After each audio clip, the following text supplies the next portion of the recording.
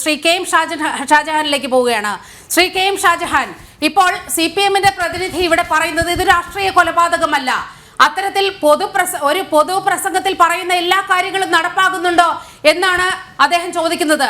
TP ചന്ദ്രശേഖരന്റെ കാര്യത്തിൽ നമ്മുടെ മുന്നിൽ കൃത്യമായ തെളിവുകളുണ്ട്, പെരിയയിലും കൃത്യമായ തെളിവുകളുണ്ട്. ഇത് CPM ആസൂത്രണം ചെയ്ത് നടപ്പാക്കിയതാണ് എന്ന് ഹൈക്കോടതിയുടെ സിംഗിൾ ബെഞ്ച് ഉത്തരവിലടക്കം പറഞ്ഞിട്ടും എന്തുകൊണ്ടാണ് ഇത് രാഷ്ട്രീയ കൊലപാതകമല്ല എന്ന് വരുത്തി തീർക്കാൻ CPM ശ്രമിക്കുന്നത്? അഭിഭാഷകനാണ് എന്നാണ് ഞാൻ മനസ്സിലാക്കിയിട്ടുള്ളത്. പക്ഷേ ഈ അഭിഭാഷകൻ ഈ കേസിൻ്റെ ഒരു രേഖകളും കണ്ണിൽ കണ്ടിട്ടില്ല എന്ന് അദ്ദേഹം പറഞ്ഞപ്പോൾ എനിക്ക് മനസ്സിലായി. അതായത് 2019 സെപ്റ്റംബർ 30 ബി സുധീന്ദ്രകുമാർ എന്ന് പറയുന്ന ഹൈക്കോടതിയുടെ സിംഗിൾ ബെഞ്ച് ന്യായാധിപനാണ് ഇതിൽ CBI അന്വേഷണം വേണം എന്ന് പ്രഖ്യാപിച്ചൊരു വിധി കൊണ്ടുവന്നത്. ആ വിധി ഈ അഭിഭാഷകൻ കണ്ടിട്ടുണ്ടോ? എനിക്ക് തോന്നുന്നില്ല. കാരണം കണ്ടിട്ടുണ്ടായിരുന്നുവെങ്കിൽ ഇതുപോലുള്ള ആന മണ്ടത്തരങ്ങൾ ഇവിടെ നിന്ന് വിളിച്ചു പറയില്ലായിരുന്നു. ഇത് രാഷ്ട്രീയ കൊലപാതകമല്ല എന്നാണ് ഈ അഭിഭാഷകൻ ഇവിടുന്ന് വിളിച്ചു പറയുന്നത്. അഭിഭാഷകൻ ഈ സുധീന്ദ്രകുമാറിൻ്റെ വിധി കണ്ടിരുന്നുവെങ്കിൽ ഇതുപോലെ പറയില്ലായിരുന്നു.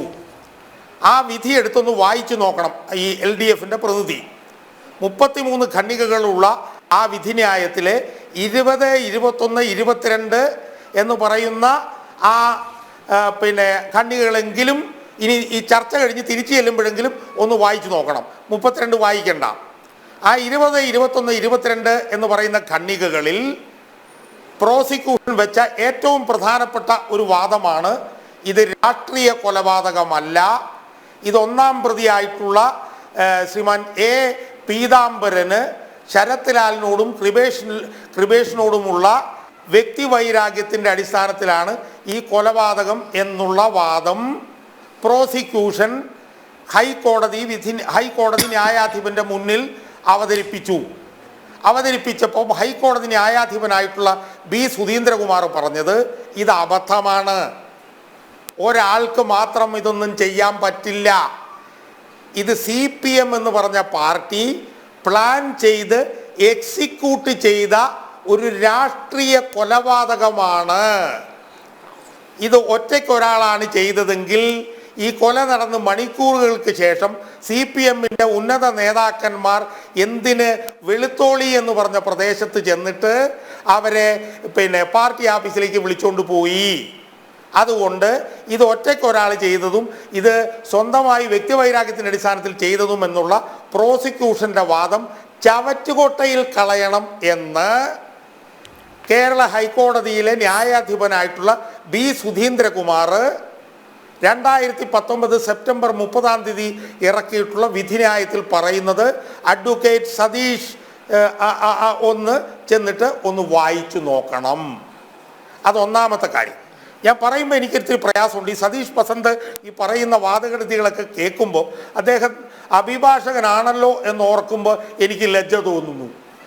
അദ്ദേഹം ചോദിക്കുകയാണ്, ഒരു പോലീസ് സ്റ്റേഷനിലേക്ക് ചെന്ന് ഒരാളെ ഇറക്കിക്കൊണ്ടുവന്ന എന്ത് അബദ്ധമാണ് എൻ്റെ അഭിഭാഷക നിങ്ങൾ ഈ പറയുന്നത്? KV കുഞ്ഞിരാമൻ എന്താ ചെയ്തത് എന്ന് കോടതി കണ്ടെത്തിയത് എന്താണെന്നറിയാമോ? KV കുഞ്ഞിരാമൻ ചെയ്തതായി എറണാകുളം CBI കോടതി കണ്ടെത്തിയത് ഒരു ഇരട്ട കൊലപാതകത്തിൽ പ്രതികളായിരുന്നവരെ പോലീസ് സ്റ്റേഷനിൽ ചെന്ന് അതായത് ജീവപര്യന്തം തടവ് ശിക്ഷ പോലും കിട്ടാൻ സാധ്യതയുള്ള കുറ്റം ചെയ്തവരെ കോടതിയിൽ ചെന്ന് ബലമായി പിടിച്ചിറക്കി കൊണ്ടുപോകാൻ ശ്രമിച്ചു. ഇതാണ് KV കുഞ്ഞിരാമൻ്റെ പേരിലുള്ള കുറ്റം. ഈ കുറ്റം CBI അങ്ങോട്ട് പറയുക മാത്രമല്ല ചെയ്തത്, CBI പറഞ്ഞു. പക്ഷേ എറണാകുളം CBI കോടതി അത് അംഗീകരിച്ചു. മനസ്സിലായില്ലേ? അപ്പോൾ CBI പറഞ്ഞത് മാത്രമല്ല, കോടതി അവിടെ ഇരിക്കുന്ന ന്യായാധിപൻ അത് ശരിയാണെന്ന് കണ്ട് അംഗീകരിച്ചതിൻ്റെ അടിസ്ഥാനത്തിലാണ് KV കുഞ്ഞിരാമൻ എന്ന് പറയുന്ന കാസർഗോഡ് CPM-ന്റെ ജില്ലാ സെക്രട്ടേറിയറ്റ് മെമ്പറെ കുറ്റവാളിയാക്കിയത്. പ്രതിയാക്കിയത് CBI ആണ്. CBI കോടതി അവിടെ ഈ KV കുഞ്ഞിരാമനെ കുറ്റവാളിയാക്കുകയാണ് ചെയ്തത്, കൺവിക്റ്റ് ആക്കുകയാണ് ചെയ്തത്. അപ്പോൾ ഇതുപോലുള്ള അടിസ്ഥാനപരമായിട്ടുള്ള കാര്യങ്ങളൊക്കെ ഒന്ന് വായിച്ചു മനസ്സിലാക്കിയിട്ട് വേണം ഇതുപോലുള്ള ചർച്ചകൾക്ക് വരാൻ. അങ്ങനെ വായിച്ചു മനസ്സിലാക്കാതെ വരുമ്പോഴാണ് ഇതുപോലെയുള്ള അബദ്ധങ്ങൾ വന്നിരുന്ന് ഇങ്ങനെ വിളിച്ചു പറയേണ്ടി വരുന്നത്. അതുകൊണ്ട് ആദ്യത്തെ ചർച്ചയിൽ അവസാനിപ്പിക്കുമ്പോൾ എനിക്ക് പറയാൻ കഴിയുന്നത്, ഇത് വ്യക്തിവൈരാഗ്യത്തിൻ്റെ പേരിലുള്ളതാണ് എന്ന പ്രോസിക്യൂഷൻ്റെ വാദം ഹൈക്കോടതി ന്യായാധിപനായിട്ടുള്ള സുധീന്ദ്രകുമാർ എടുത്ത് ചവറ്റുകൊട്ടയെ കളഞ്ഞു.